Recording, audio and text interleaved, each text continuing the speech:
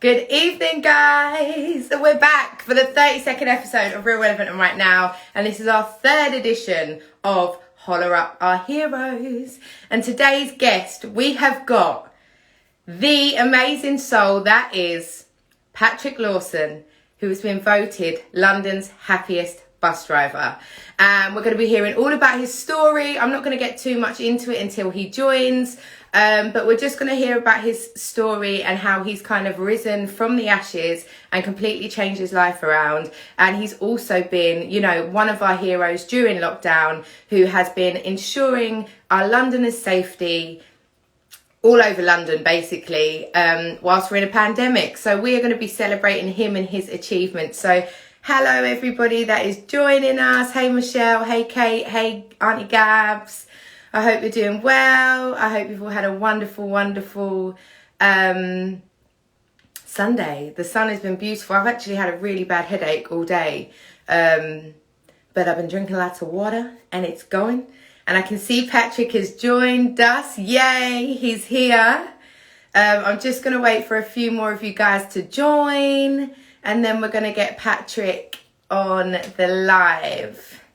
So I'm going to send you a request, Pat. Oh, you've done it yourself. Yes, I love it. So let's get Patrick on. Go live. And he should be here. Hey, Ems, happy 30th birthday, babe. I'll be seeing you at 8 o'clock, girl. I love you very, very much. Ah! Hello. Hello. Hello, Kirsty. Good evening. Good evening. Can you hear me? How are we? Can you hear me? I can hear you. Can you hear me? Yes. Oh, this is amazing. Yes. I didn't know you could do this on Instagram. Listen, I'm loving this. There's a reason as to why you and I have connected, and now you've learned a new thing. Yes, thank you so much for setting this all up and inviting me on your show. And thank you so much for joining. Thank you. Literally. So I know, Pat, just to give the viewers a bit of a background, he's never done a live before, guys. So yes, Patrick is on an Insta Live. He's made it. No, because obviously during lockdown I've been doing a lot of Zoom. And yeah. Zoom is on a computer, but you said I can't use my computer, so I had to. But you know what? I think that's the amazing thing about life. You know, we have to just find a way. Yes, I love that, Pat. 100%, literally. So before we get into the interview, I always start my guests with a quick fire 5. So I'm going to fire 5 questions at you, and you've literally got like 1 second to answer them all. Are you ready? Yes. Tube or bus? What? Tube bus. Bus. Rice and peas or jollof rice? Jollof rice. Oi! I'm Nigerian. 100%. Uber or black cab? Uber. Oi! What you talking about? My dad won't be happy, Patrick. Well, black cab for the posh ones. Uber all the time. I can get an Uber in Nigeria. East London or South London? East London. Hey! And last one, soul music or lovers rock? Lovers rock. Oh, yes, that's what I'm talking about. So everybody, as I said, this is episode 32, the third edition of Holla Up Our Heroes, and today's hero is Patrick Lawson, London's happiest bus driver. Patrick, welcome to the show. Thank you, Kirsty, for inviting me. I really feel honoured. Yeah, thank you. No, thank you. I feel honoured having London's happiest bus driver. I can't believe I've not been on your bus. Well, you know what? It's my customers. It's my customers, because I only decided to bring good customer service, and my customers are just shocked. It's only because other bus drivers aren't doing it, and they should be. Yes. So that's the only reason why all my customers says to me, "Oh, you're happy, you're happy, you're happy," but it's only a decision I made, you know. But obviously, we're going to get into that. Yes, but I love that, because happiness is a choice, and it is down to us to make that choice. So I love that you've just said that. But Pat, tell us a little bit about yourself. Like, let's go back to when you were growing up as a boy. I believed you were in East London, right? Were you an East London boy? Yes, well, I thought so. I did grow up majority of my life in Hackney. However, before we start and before we go way back, I just want to honor my mother. I want to just, you know, say thank you to my mum. I mean, she did pass in 2016, and she did see the new me. But I just want to really give thanks for my mum, because as a youngster, I didn't realize, but now I realize, you know, I didn't realize that what she was saying, I didn't listen to her. And now I realize that, you know, even though she had the tools that handed down to her, and I'm going to talk a lot about tools, you know, I didn't understand then. I understand now. Is it too late? It's never too late. Mum 100%. passed away knowing that I had conquered the demons. Well, no, I don't want to blame demons. She knows that I conquered the choices that I've made. I've turned my life around, and, you know, before she died, she knew this. Yeah. So I'm really grateful. So I want to honor my mum, and, you know, and just say thank you, mother, for, you know, dropping those wisdoms and helping me. Even though I didn't listen, you know, today I realized that, you know, mum, you know, mums are the best. 100%. And what was mum's name? Christina. Praises up to Christina. God bless her soul. Literally, I'm sure she is shining down on you, and she is so proud, Pat. Yeah, thank you so much. So I want to go back. Yes. Way back. No, I no, I don't know where I got that from. I think it's a film, but I like that. But what it is, the reason why I chose jollof rice over rice and peas, and I do like a rice and peas. Hey. However, you know, I'm a Nigerian. I'm born in London, East London. Well, I thought it was East London until I went to look for my passport, and then I realised that it wasn't in Hackney Town Hall. Could you imagine me standing outside on Mayor Street wondering, oh my days, have I been sold a lie? I remembered that my mum said to me, we grew up in Islington. Well, we were born in Islington. So I went to Islington Town Hall, and my birth certificate was there. No and I thought to way. myself, yeah, my chest pushed out a little bit, because I realised that, wow, I actually was born in the upper class of town. Hey! Big up yourself. No, I'm not undermining Hackney. Big up all Hackneyites. Hey. You know what I mean? I grew up in Hackney, so I'm Hackney, diehard Hackney man. I love that. Really. Yeah. So, as I said, I grew up in a Christian home. My mother was a Christian. You know, we started off as Catholics, and, you know, as I mentioned tools earlier, my mum had the tools handed down to her. So what we knew is that my mother, she was one of 13. Wow. She was born in Nigeria, and, you know, she was disciplined, because Nigerians were a lot of Nigerians are very hard on discipline. So she was, you know, beaten by her older brother. And not only her other siblings, they all got it, you know. Yeah. You know, and they were told it's discipline. And they used the Bible as well. You know, they said that spare the rod, spoil the child, right? So, you know, and I'm not, because I'm Nigerian, you know, so I'm not getting at Nigerians, but what I'm just saying, because if there's any Nigerians on the call, they would know what I'm talking about. We grew up with discipline. Anyway, my mother didn't beat us, but we were put through punishments. Yeah. And remember, I bigged up my mother because I really respect what she did, but I didn't understand. Yeah.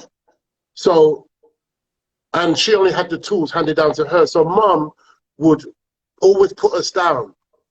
She would always, you know, I remember I was trying my best to please mum. You know, I couldn't go out, straight home from school. You know, if I didn't do something, I don't even know what it was. I believed I must have been naughty, because my mum always told me I'm naughty, I'm naughty, I'm naughty, you know, and I got punishments, African punishments, not beating, but like sort of, you know, leaning on the wall, like 90 degrees, back to the wall, sitting down without a chair, hands in front of me, like that for hours while my mother was sewing, you know, because she was a seamstress. Yeah. And there was my younger brother, Charlie. So my mother said to us that because we're bad, she's going to send us to Nigeria. And when we were one of the lucky ones, because normally kids, Nigerian parents, are told that, oh, you're just going to go to Nigeria for a holiday, and then they get left there. But we were told we were going to Nigeria, so I was well excited. But my mum says, oh, because I'm naughty, I'm bad, I'm naughty. So anyway, we packed off to Nigeria. We went on a plane by ourselves. We landed in Nigeria. Within 24 hours, I dropped a plane. You know, I don't know why. I dropped a plane, and bam, I got hit over the head with a bunch of keys. And that was the first beating, the beginning of 3 years of what Nigerians call discipline. You know, beatings. First it started like with slaps, and then sticks, and then whips. Nigerians, we call it koboko. It's a horse sort of whip with 3 thongs, and they called it koboko. And, you know, I don't want to blame anyone. This is my story. This is my truth. And I feel, and it's discipline. You know, it took a long time for people to help me to understand, especially my customers on my bus, to help me. They didn't know my story. But when they said to me, wow, driver, you're happy. Driver, you're happy. Oh, you know, why are you so happy? I couldn't understand what they meant, because I didn't understand happiness. I never knew happiness. You know, that makes my heart sad. No, I didn't know happiness. The first thing I remember, the only thing I remember growing up, is smelling blood in our household. You know, my dad beat my mother. You know, they were always fighting. They were always screaming. My mum was always blaming us as children. You know, that it's our faults. You know, firstly, my dad brought her from Nigeria to this cold country, and he used to beat her, take her money. He was an alcoholic. And I'm really grateful that my mum listened to her friends that she met in England, and she threw him out. However, you know, children don't tend to do what we say. They tend to do what we do. They tend to see what we do and copy. So if I'm smoking and I tell my child stops, and I'm not taking a pop at smokers, and I tell my child, don't smoke, stop smoking, smoke is no good, look at me. It's not going to happen. It's going to mess up their mind, because they're going to think, well, you tell me not smoking, but you're smoking. So as I said, I saw it in my life, you know, the violence. I went to Nigeria, I was beaten. I thought I wanted to kill my mum's brother. At 13, 14, having these thoughts, because I wanted to escape this. You're now so what angry. I know as abuse. Yeah. And then I realized, because he was so popular, I would most probably get caught. Yeah. So anyway, one day, and it's a very sad thing did happen, he was robbed and killed. And at the funeral, I stood in front of his grave, coffin, and as a 14-year-old, I remember saying, I looked at his coffin, his picture, and I said, I forgive you. I don't know where that came from, but, you know, I let it go. You know, and I don't blame him. And I don't blame my mum, because they were only handed down the tools. They got from whoever they got from, you see. And but I must admit that I carried that mantle a little bit. You know, I have 3 children, and you know, I wasn't really. Some of my friends tell me I was a good dad, but you know, I still feel that I wasn't a good dad, and you know, and I'm working on trying to, you know, get contact with them. You know, it's a long journey, and I'm really grateful I've got this far. Yeah. Because your story is incredible, Pat. Literally, from what you've just said, you know, how you use the word discipline, whereas whether it's my generation or what people would talk about it now, as you said before, it would be abuse, you know, using whips against children. And it's almost, when you were speaking about what your mum went through, do you feel that maybe she took out a lot of her anger and emotion on you guys when you were younger, growing up, because of what she was getting from your dad? No. You don't? No. I think that, you know, my mum obviously was being told, and a friend of mine actually calls it grooming. You know, she says, so my mum obviously was being told that it's discipline. So when she's being beaten by her brother, you know, on the instructions of her parents, it's you know, it's discipline. So me getting it, my brother's getting it, we're told it's discipline. So for years, I believed it was discipline. So even when, you know, people heard my story, they'd tell me, oh, you know, that was horrible. And I said, no, but it's discipline. The Bible says that you should beat a child if he's naughty, you know, and it took so much years from my mind for me to understand that it's not discipline, it's abuse.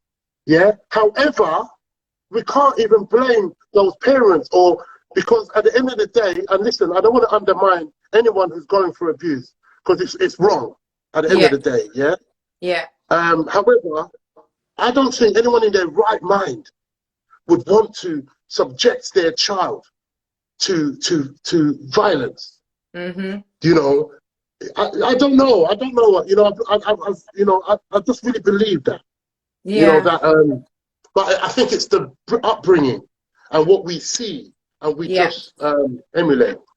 It's learned behaviour, isn't it? Learned behaviour passed down, and it's very hard for both men and women to unlearn behaviours that they've been taught. Sometimes I feel it's so deep in your DNA, you really have to have a certain discipline to rewire yourself to not pass down what you don't think is right, you know? And that takes incredible discipline.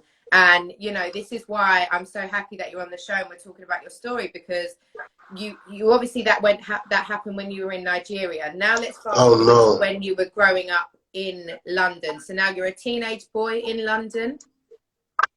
Is that when you came back? Yeah, I came back at 14, and you know, you know, because as kids we do question, you know, and when you're being told, like, you know, you're there to listen and not to speak, but you're a kid and you're inquisitive. So my mother said I must call her new husband Dad, and you know, we couldn't understand why, so we got kicked out. I was told I'm naughty, we got kicked out. We went to the police station, and then they called the social services. So this was my first time on the street. And how old were you, Pat? I was 16. And you know, and the thing is that I take full responsibility. I knew that I was going against what is right. You know, going against what my mum said, going against what I knew what was right. Growing up, I even was against drugs. I truly was against drugs. But obviously being on the street and being offered drugs and, you know, being shown to do things, you know, and these friends, so-called friends that my mum told me to stay away from, you know, I was getting, you know, recognized. I was getting praised. And because I was a big lad, you know, they make me feel good. That's as I'm remembering, you know, and I'd go out and do stuff, you know, but which eventually ended up with me being arrested. So I know that you were in and out of prison for a period of around 7 years. Is that right, Pat? Yes. So, well, yeah. Oh, yeah, over a few years, yeah. It was an equivalent of about a 10.5-year prison sentence. Wow. Yeah, because what happened is that, you know, I don't know, maybe I wanted to be accepted, because growing up, I think that people need praise. Everyone craves I a agree. recognition. They crave praise. I'm telling you, even down to your dog. You know, Yeah. you've got a pet dog, and he knows that you're coming to the front door, and he's whizzing around doing backflips, head spins. You know, you open the door and he flies in your arms. You understand? And Yeah. you know, and I've realized this. I didn't know at the time. So when the people of the street were giving me praise, it made me feel good. So then obviously I would do what they say. It didn't feel right at first, but if you keep doing something over and over again, it becomes a habit. You can normalize it. It becomes normal. Yeah, You know? and then you burn the subconscious, no, not the subconscious, the policeman that tells you what's right and what's wrong, that voice gets dimmer and dimmer until, until you don't hear it no more. That's why I Yeah. tell people today, when they say, wow, these youngsters, they're so cold. How can they go and stab people? How can they go and kill each other? You know, they never started as youngsters. You know, we need to go back to what they went through. Yeah. That's why my mission in life is to really, you know, try and talk to these youngsters from they're young. You understand? You know, the group that, even today, I was in my brother's car. I went on an essential journey because we were on lockdown. So I went on an essential journey, and I passed this group of teenagers. And I just said to them, hey guys, how you doing? You look like a boy group, you know, are you a boy band? And, you know, they were all in hoodies and thing and boom. And they started laughing. And I was like, no, right? And I said, okay. And I just kept going. And then, anyway, I got back in my brother's car to go to my mother's because we're moving. You know, I told you earlier that we're moving. So I had Moving to go back house. Yeah. so I had to go back to my mother's. And I saw these youths running on the road, on Seven Sisters Road. And I recognized them. And I bid my own. I said, oi, boy band. And they looked at me and they said, hey, like they recognized me. I think that's what they need. They need recognition, but positive recognition. Yeah. Not like some drug dealer grooming our children out there. Because I had it myself. You know, I went into that world as well of pharmaceutical dealing. Yeah. I was a pharmacist. On the streets of London. Yeah. And you know what? I'm not proud of the life I've led, but I understand that I have transferable skills, and my mess, which, you know, the mess that I created is I can now turn it into a message which will help others. Yeah. Because the first time in my company I worked for as a bus driver, the first time they said to me that, oh, Patrick, can we put your picture on the board because you're getting all these commendations from customers, and we've never had so many since the company started in 1970 something. You know, you've brought more in 6 months, 3 months than we've had in like since 70 something. And I thought, no, I'm not doing this for recognition or for, you know. And they said to me that, Patrick, it will help other drivers, and that has always been my motivation, to help others. Because believe you me, listen, I think it's because I grew up as I grew up, I turned around and hurt people. And in my drug addiction, I hurt a lot of people. And it makes me sad because and I take responsibility. I really take responsibility. And even down to the other day, a guy said to me, oh yeah, I remember you, blah, blah, blah, this and that. But he was smiling. And I had to ask him, bruv, are we cool? Did I do anything to you? And he said, no, we were cool. I asked that of everyone because I can't remember. Because I just want to turn back and tell them I'm sorry. I'm a different person today. I'm a new person today. You know, I've turned my life around. And, you know, and I just want to, and that's why and that's what keeps me grounded, because I remember I'm nothing special. Yeah. You are. You see, when you put on the thing, hero, listen, I ain't no hero. You But I feel understand? that that's Seriously. what makes somebody like you special.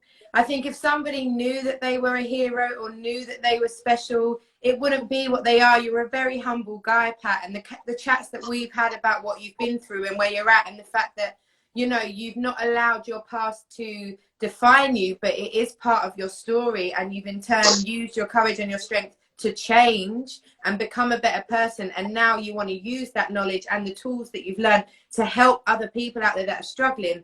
That is special, and that is why you are on our Heroes Edition, you know. Yeah. Thank you. And that is true what you're saying. Yeah, I do want to. I'm getting to realize that, you know, I don't have no special training, you know, but what I do have is that I've been through what a lot of these youngsters is. What's happened? Are going through. Oh, Are you there? Hello? no, is it my internet connection? Oh, You're all right. It's okay. It's cool. It's cool. It's should cool. I You're keep back. talking? You're back. Yeah, keep going. Sorry, is it? Can you hear me? Yeah, I can hear you. Oh dear. Is It's it all my right. internet Do not worry. connection? It's Oh, this cool. is, you can hear me? Yeah, I can hear you. It's all right, Okay, let me Pat. just keep talking. Yeah, Let me go just for it. see, You'll come I'm back not soon. even There he is. I'm not even a professional, but let me just keep talking. The beauty of What was I life. saying now? You were just talking Pardon? about. Sorry, you were talking about you know, your Oh, it must experience, be my how you want internet to help connection. people. Right?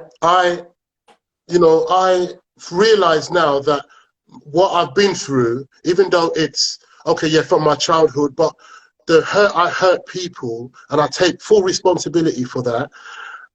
You know, I understand youngsters today on the streets, you know, those guys that really want that life. And I'm here to tell you that no, please, you know, it's not worth it. I'm grateful that I'm alive today. Many of my friends, not all of them, but many of them have been killed and are dead. They died violent deaths, you know, and I should have gone the same way. You know, and I actually sometimes think I deserve to have been killed, actually. But today I'm actually grateful that I wasn't, because what actually the turnaround, how I turned around and my mindset changed.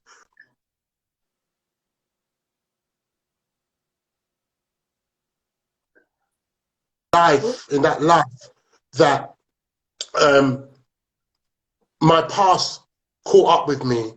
Somebody from my past came into a drug house which I was in Hackney, and they said they recognized me. And I said, no, I don't recognize you. They said, yes, they know me. And then the guy remembered, and he helped me to remember that I had carried him in my car, literally kidnapped him, took him to a corner and beat him.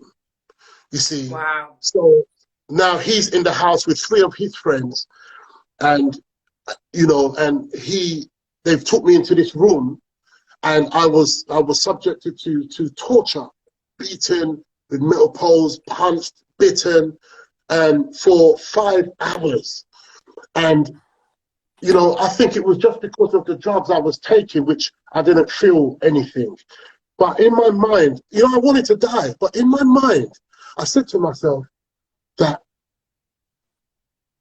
my children, this is not a memory for my children to remember me by.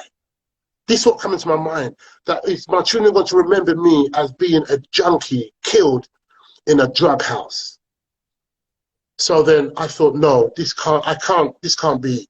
So I actually reached out to the universe, to God, to higher power, to, you know, to energy. And I said, if you can save me here, you know, I will fix up. And I just had a picture of the window, and I had to jump out the window. And I looked to the window, I thought, oh my God, that's double glazing. But you know what? I jumped on the bed and flew out head first through this window. No, I didn't get through the window.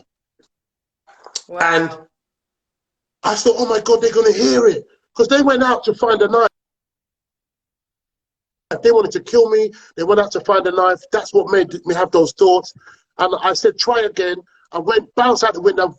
I went straight through it. Double glazing. I can't believe it. Thank God I was on the ground floor. I got up, waddled Jeez round to the, Louise, Patrick. listen, you know, and that's why also I want to tell people, whether you believe in God or you believe in universe, your prayers will always be answered. If you ask the Amen. right question, you will get an answer. Because believe you me, I Yeah. wasn't thinking of Jesus or Christianity or anything.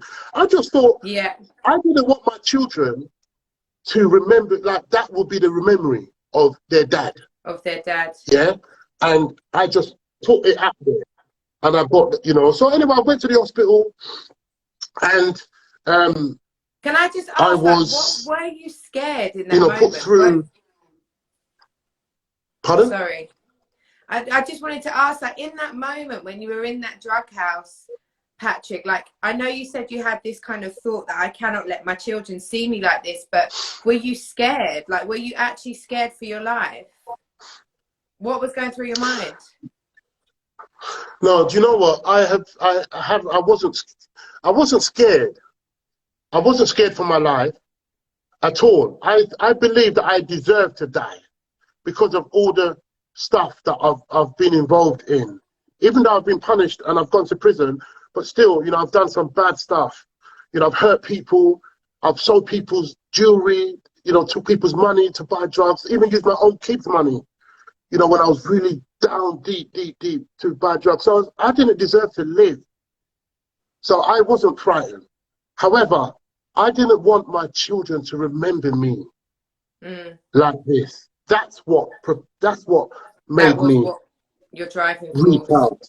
to get out. Yes. And can I ask you, Patrick, was it due to you being homeless that led you to your drug addictions, or was this something that you already had that you were troubled with beforehand, or was it the fact that you were homeless? Because I think you said to me that you were actually homeless on and off over a period of about 20 years. Yes, that's right. Remember, it started off when I was 16, being offered weed, and a friend actually gave me some cocaine to sniff. I didn't like it. But as we know, it's progressive. Yeah. You know, one thing leads to another. Yeah. And so, you know, it's just over the years, I was introduced to bits and pieces. Mm-hmm. You know, so it wasn't being homeless and then I went on drugs. No, I was introduced to it as a 16-year-old. And then, you know, going to jail, I didn't have a normal life, you know, college and girlfriends and stuff. You know, my college was prison and learning about crime and drug dealing and drugs. That's why it's not, to me, I believe it's not good to send, you know, a youngster first to jail. You know, it's good to, How old were you when you first went to prison, sorry? At 16. I think it's good to get people like myself who have turned their lives around to talk to these youngsters. Yeah, you know, I agree. to mentor them. Because now I'm a mentor. The company I work for, HCT Group, put me through a mentorship. And not just a mentorship to mentor bus drivers, but a mentorship that I can take away from the company and use anywhere. Yeah. You know, so I'm a qualified mentor. I'm actually training to deliver recovery workshops in prisons. Amazing. All over England. I love that, Pat. I love that too. And also, today, I run my own company. I don't know, can I say this? Yes, of course. Speak your truth. Today I run my own company, Happy Property Consultancy, because I was homeless, yeah? I thought, you know what, I want to give back to the community. So I want to, you know, create affordable accommodation for low-income families, you know, so that they can live in decent homes. And what happened is that, you see, that was like a prayer, because I've attracted a great mentor, actually. I attracted a great mentor who, her connections are people that, you know, an investor who, you know, who buys land and builds affordable accommodation for people, you know, and I attracted this, that's exactly right, that they offer struggling people who maybe who've suffered in this pandemic, who've lost jobs, they've offered them the opportunity to source property for them. So if anyone wants to know about this, they can message me and that later on. But they've offered them, opportunity to be paid to source properties, and even to become property sourcers. You get trained and all that. But that's for another thingy. But what I'm saying is that I'm in a unique position to help my community, to earn money, to build, because my investors, I can't believe it, they want to build thousands of homes in our community, local community. And that's what we need. Yes. That is what we need. And can I just say, Patrick, as well, with what you were saying about how you attracted, and when you were talking about it before, and you said when you were in that house and you spoke to God, the universe, it is such a key thing, and it's something that I talk about so much, the law of attraction. You get back what you put in, and you are putting so much back because it's almost like you're repenting yourself. This is why you are still here. This is why you are special. This is why you are one of our heroes. And I just feel like this is why you've got such a sunshine soul. And even the first time I spoke to you, it was like a quick half an hour on the phone, but I just felt it was a voice note. And I felt so happy because you can really feel your authenticity. You truly want to help people. You're not somebody out here just saying it and not doing it, and you're knocking on the door of key things that there are real issues, especially in London. There isn't affordable housing for people that are struggling. We're in a pandemic currently. So many people have been made homeless, even in your mentoring, there are so many young boys, and especially young black boys in London, that are in the mix of this gang life or prison life, that we need people like you to show them the light and be that beacon of light. And I just really want to holler you up because I think you're amazing, and so many people are just making so many comments saying you rock, you're amazing, your story is so humbling. And I just think that what you are doing, it is such a, not even just an achievement, it's a testament to you and your character, because it just shows your strength and the person that you are. And I'm just very grateful and thankful for you that you're on here talking about this, because that's amazing. So what's the name of the company again? Kirsty, you're very kind. I just want to just share very quickly. I do agree with the law of attraction, and I now read books. I listen to YouTube videos. Napoleon Hill said to me, even though he's long past Napoleon Hill, that I must do more in my employment. I must do more. And that's why I do more. And that's why my customers have recognized me and, call me London's happiest bus driver, because I go far and beyond. I'm so grateful that, yes, I've had the mess, but I now realize my true self. I don't know who I really am properly yet, but I reach my true self with honesty. It's true that I want to, I just want, I want to help the youngsters. So yes, I could be got on. I got a website, www.patricklawson.co.uk. My property company is Happy Property Consultancy. People could get me on here, Instagram or Facebook. Patrick_Lawson_. Well, if you're here, then you know that. But or put London's Happiest Bus Driver or Patrick Lawson Bus Driver. But I want to connect with people out there as well. There could be people out there who's got land, and they would like to come, get into a discussion to how to develop that land. Our guys bring all the professionals, they bring all the money. People don't have to worry. And this is the unique and the wonderful thing about it, because the people I've attracted don't want people to struggle. They just want people to have faith that, it's your time. If you want to earn, get in contact with Patrick. If you need me to come and talk to your youngsters, I'm available. I want to help. I want to give back, and if you're out there and I've hurt you, I'm sorry. I really am sorry. I was going to touch upon that, Pat, because I was going to say, like, when you were saying before, you've hurt a lot of people. I think hurt people. That is that cycle, when you have been hurt, unfortunately, again, it goes back to that learned behavior. We can hurt people.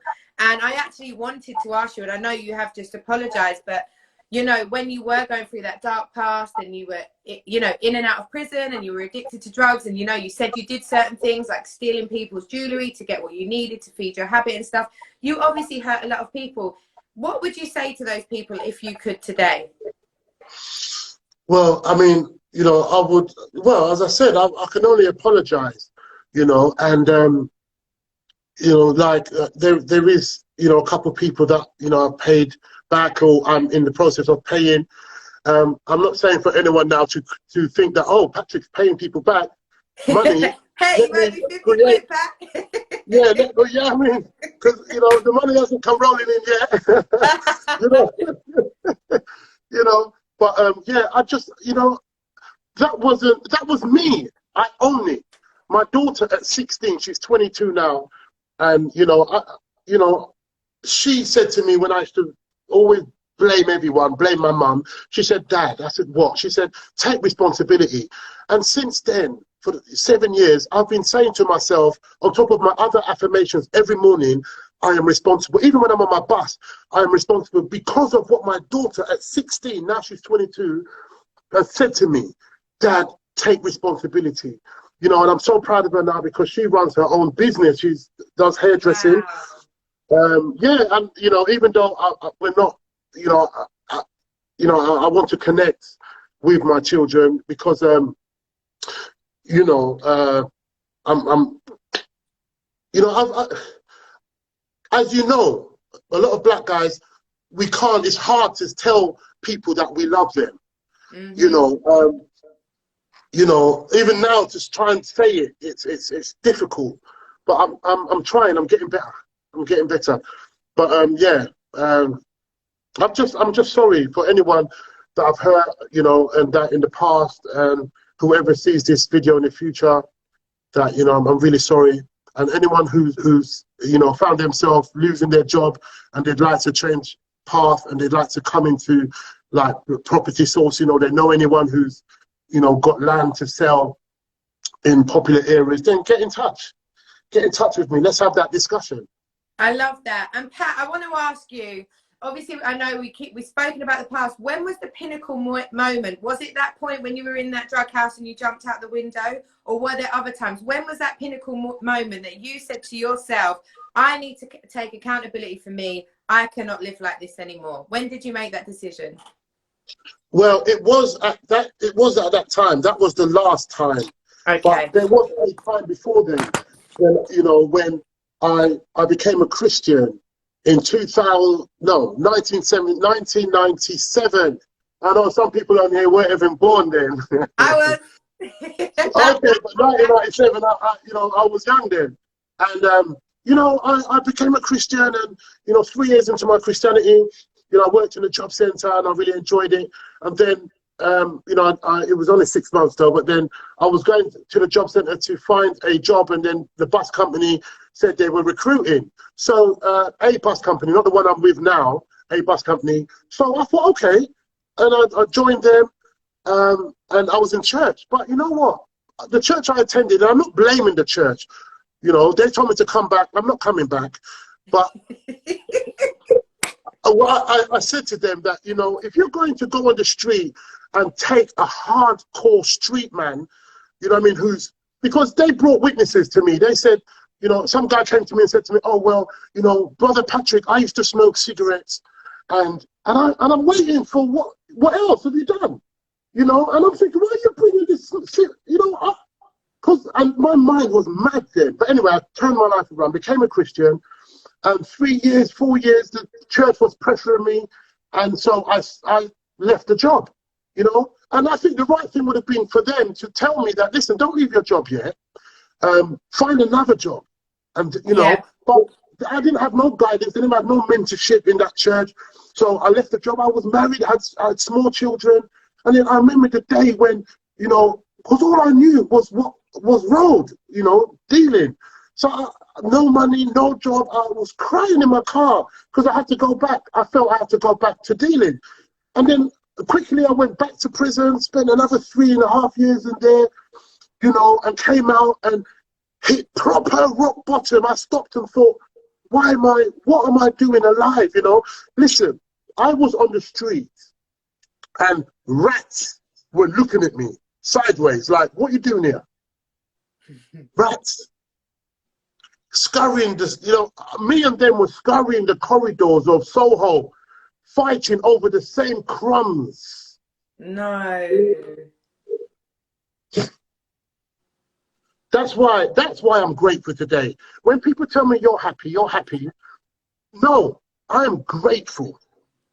I'm grateful. Gratitude. And you can see that in your energy, Pat, literally. I'm And grateful. I always say the most beautiful souls have known the most darkness, because without hitting that rock bottom, you wouldn't be the person you are today if you hadn't flipped it, And to hear that, that's deep. Like, to know that you were literally, and I know you're saying it in a comical way, but being in a corridor in Soho with you and rats trying to get food, to where you are now. Do you know what I mean? You need to be writing a book. Someone needs to be making a film. We need to get you out on these airwaves for people to hear where you've come from and where you're at today. Do you know what? The reason why I tell my story, because I've been convinced that it will help someone. 100%. So 100%. that's the reason why. You see, and I'm just so grateful. Yeah, and as Aaron has just said, you're a survivor. And much respect to you. You're a survivor. There's also a filmmaker here. Someone just said they're a filmmaker. Are we ready for Pat's debut? But Pat, so let's get on to the fact that obviously you are, I'm so upset I've not been on your bus, but you are London's happiest bus driver. How did that come about? Like, how were you voted London's happiest bus driver? Like, tell us about that.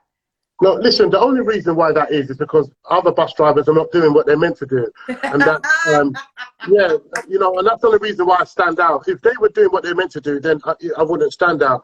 Maybe I feel like you would, because you're special. And you will get to a point where you can accept that. You are special, Patrick Lawson. Thank you. Maybe I'm a bit over the top because, the books I read tell me, and that's why, even though I don't call myself a Christian, but I call myself spiritual. Yes. I'd rather call myself I'm spiritual. But, I remember the Bible, and the Bible tells me, like, let your light so shine before men that they may see your good works and glorify the Father in heaven. So Amen. And also it talks about being grateful, and loving people, not conditional, unconditional. So from reading these books, because my toolbox was empty, and I acquired tools from organizations like SHP, Single Homeless Project, is where, they helped me to get my bus driving job that I'm in today. Yeah. Cranston, which has changed their name. These are drug services that help to support me. So I want to tell people out there who are struggling, or if you know anyone that's struggling, these services help. You know what I mean? And you can't force anyone to stop using. You can't force anyone to stop drinking. No. You can sow the seed, because the universe works. What you put out there, you get back. So 100%. You can sow the seed, and then someone else is going to sow a seed, and then someone else is going to sow a seed, and then hopefully, your loved one, will come back. I mean, there was a period I had a shotgun. Yes, I had a shotgun with rounds, and when I became a Christian, I realized that I shouldn't have this shotgun. Yeah. So I was actually on bail. So I went to the police station and I told them, I spluttered it out. And they said, oh, what? Spit it out. And I said, oh, I've got a gun. And he said, what, you got a gun? I said, yeah. He said, oh, well, oh, wow, because I said I was a Christian. So they said, well, bring it to the police station. They said, oh, no, don't do that. We will come and get it from you just in case if you get arrested. Yeah. Right? So, like being from there, to now, and I lost my train of thought, but don't worry, I'm keep on talking, right? I could help those guys, and I mean, I could help anyone, I mean, there's nothing that a youngster hasn't been through or isn't going through, or peer pressure that, I can't use my life to help them. So, customer service, I didn't even know they had awards for bus drivers. Yeah. Right? I was nominated and I went to an award, and I actually won an award for outstanding customer service. I mean, imagine, right? And on top of that, it was Brexit period. So everyone was, you know, there was so much Brexit this, Brexit that, so much fear. And SHP put my story on their website, and Hackney Gazette, Islington Gazette saw it, and they wanted to talk to me. They put my story in the newspaper, then the Evening Standard saw it, and then all other newspapers saw it, then ITV, BBC, they all came on board. So January of 2019, I got all these interviews from all these areas, and you can, whoever wants to see it, they could see it. Just put in Patrick Lawson, bus driver, and and I gave these stories because, I want to help someone. Yeah. They told me that it would help someone. 100%. And someone's just commented saying your story will save another, and it's so true. And that was the whole ethos behind me starting this show. If we can talk about what's important to us, talk about our truths, talk about our stories, if it touches one person, our job here is done. If it touches more, that's amazing. But if one person listens to this interview and they think, you know what, I can do what Patrick's done, or I'm going to go get the help I need, or I'm going to start my own business, that is the energy that we need to be putting out in the universe, especially at times like this, when, everybody needs each other. We all need to love one another more. We all need that support, especially in the communities. And so I'm just behind you in your story and your journey, always and forever, Patrick, literally. And I've seen those videos on the BBC, little superstar. You know what? A song comes to mind. Well, I don't, because normally on my bus, I don't know. Songs just come to my heart. Where and one. Are you gonna give us a little sing song, Patrick? Well, no, I don't know the full song. I've always said to myself, just give us a couple of lines. Just give us a couple of lines. I've seen you doing a bit of singing on your videos, and I'm like, yes. Well, this is one that it really resonates. Right. Yeah, that I love. I don't know the words, just the words I'm gonna sing, I know. Reach out and touch somebody's hand. Make this world a better place. If you can, reach out and touch somebody's hand. Make this world a better place. If you can. Yes, Patrick, you're an amazing, beautiful soul. I love that. You won't get that out of me again. I ain't got a clue. No, things just come up. People come on my bus and they'll tell me, are you the singing bus driver? And I'll say, no, because I think there was a singing bus driver years ago when it was RM buses, yeah? And then when I looked to watch my video again, I realized that, oh my God, actually on the ITV one, I actually was singing. You were singing. They caught me singing, yeah. Yeah, someone's just said, amazing real story, Patrick. We're so proud of your honesty and your energy. And this is why, you're just an amazing person. But Pat, we've literally only got about 8 minutes left. So I just really want to ask you, before you said, you spoke about your daily affirmations. Could you give a few of those to us? Like, what do you say to yourself to keep yourself grounded and to set your mantras for the day? Yeah, well, as I said to you, I don't call myself a Christian. Yeah. Only when I go to Nigeria, because Nigerians, and forgive me, Nigerians, they only know Christians or Muslim. Okay. And if I say I'm spiritual, they will have their hand on their cutlass. Like, which one is spiritual? They say Christians we know, Muslims we know, spiritual we don't know that one. But they will have their hand on their chopper. But, so however, so every morning, because I had a period when I actually was cursing God. Right. No, seriously. I got to a state where I thought there's no God. And this and that. But then I remembered the scriptures that said, you're either hot or you're cold. But because you're lukewarm, God will spit you out. So I thought to myself, you know what? I better be either hot for God or cold. So I chose to be cold. Yeah, just in case, yeah? So in the mornings, first thing I open my eyes, even if I open my eyes, if I wake up, I would say, good morning, Father. Because I choose to call the God of my understanding, Father. Okay. I say, good morning, Father. And then I would say things like my daughter told me about be responsible. I say, I am responsible. I like my customers. I like myself. You know, and I'd say it with passion. And as I'm going around the house, I put on a podcast. Now, I'm really an advocate for podcasts now. It used to be YouTube videos. It still is YouTube videos, but I love the podcasts. Yeah. Right? But yeah, I'll put on a YouTube video, you know, Napoleon Hill, or a book. Like one of the books I like is Think and Grow Rich, or, you know, The Richest Man in Babylon. The titles draw you, but they've got wisdom within those pages. They've got wisdom within those pages.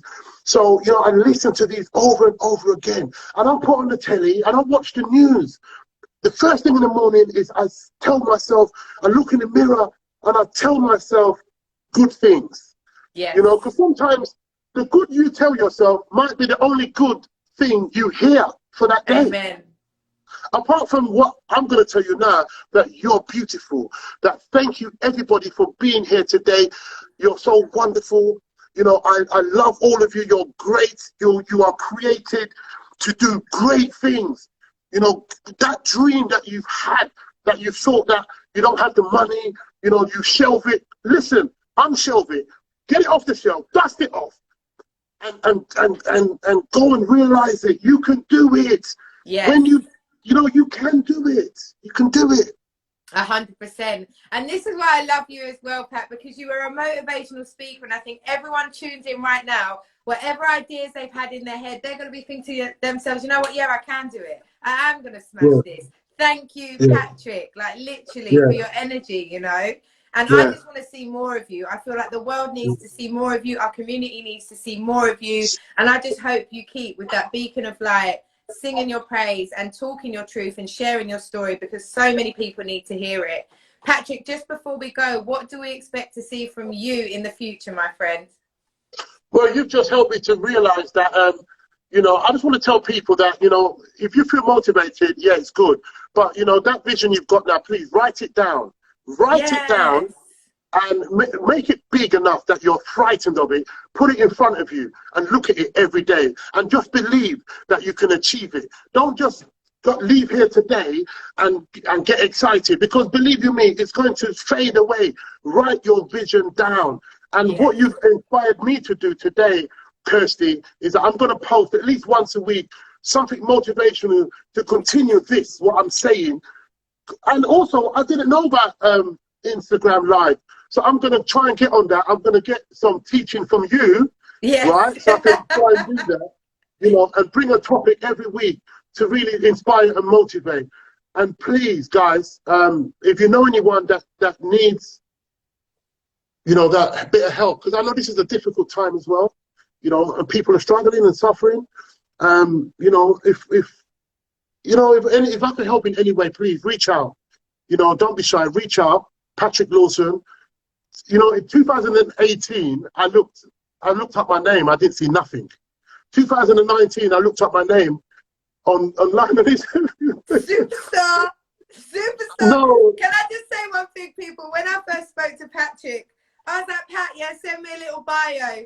This guy sent me a link to Google, and there was just so much. I was like, okay, friend, okay. But that's amazing, Pat. You are amazing, Kirsty. Oh. You know, I'm so grateful that your cousin Owen, who I know, lovely guy. Hi, Owen.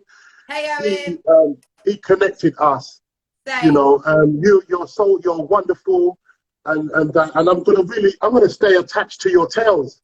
Oh, big love. I really do appreciate that. Me too. Bless you. Thank you everyone for joining this show. It was wonderful. I've enjoyed myself. Thank you, Kirsty. No, and thank you. It was absolutely amazing. Thank you so much, guys. London's happiest bus driver, Patrick Lawson. Pat, where can everybody find you just before you go? I just want to say thank you to Ria Amaguchi, my mentor. Yeah, she's great. And thank you to all the property people that I know. Sorry, I can't mention all your names, but you can find me on, well, where can you find me? I'm on Facebook, Instagram, you know, Patrick Lawson, London's Happiest Bus Driver, YouTube, yes. Yes, Yeah, YouTube. I'm on YouTube. Yes, subscribe, watch my videos, subscribe, share, comment what you want me to talk about. I mean, you know what? I actually need someone to help me to edit, yeah? You know, so I'm just putting it out there in the universe, you know, you see. We Yeah. need some editors. I'm sure there's a few editors online right now. Yeah. And I'm sure many people will want to help you. I think that's what we need to do, is all come together and help each other. No one gets to the top on their own. So let's continue to inspire, educate, and rise higher. That's why we're here. Thank you so much. Amen. Patrick Lawson, you have been amazing. Thank you so much, guys. This has been Real Relevant and Right Now. Holler Up Our Heroes, the 3rd edition, London's Happiest Bus Driver. Patrick, you've been amazing. Catch up with you soon. Thank you. Thank you. Bye. Bye. Bye.